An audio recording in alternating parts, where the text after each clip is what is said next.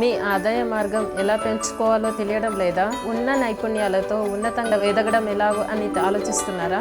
అయితే ఈ వీడియో మీకోసమే. Hello realtors, this is Razia Begum, real estate trainer. Initial గా చాలా మంది ఏజెంట్స్ రియల్ ఎస్టేట్ ఫీల్డ్ కి వచ్చి ఏదో సాధిద్దామన్న కసితో ముందు వెనుక ఆలోచించకుండా వచ్చేస్తారు.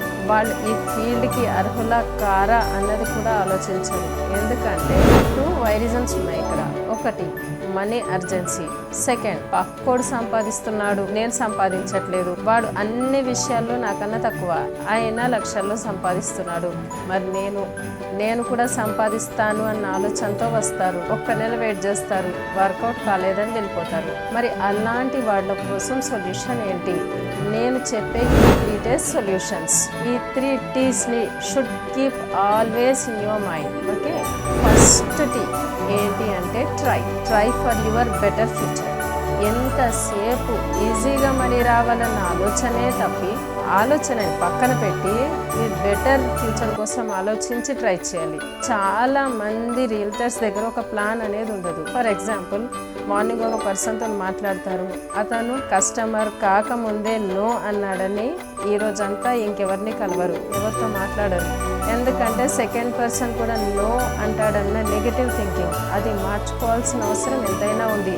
బెటర్ ఫ్యూచర్ కావాలి అని అందరికీ ఉంటుంది, కానీ మరి దానికి నువ్వు చేసే ప్రయత్నం ఏంటి?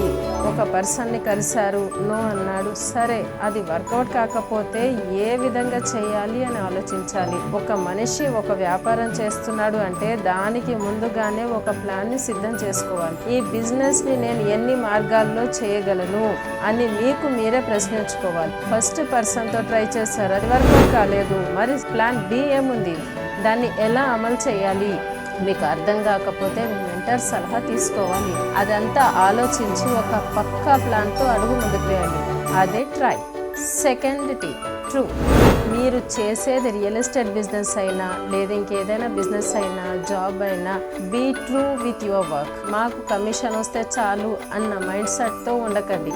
Money is very very important, but truth is also very important. మీరు కస్టమర్ని ఒక్కసారి చీట్ చేస్తే ఆ లాస్ మీకు, అంటే ఒక రియల్టర్కి అది లైఫ్ లాంగ్ ఉంటుంది.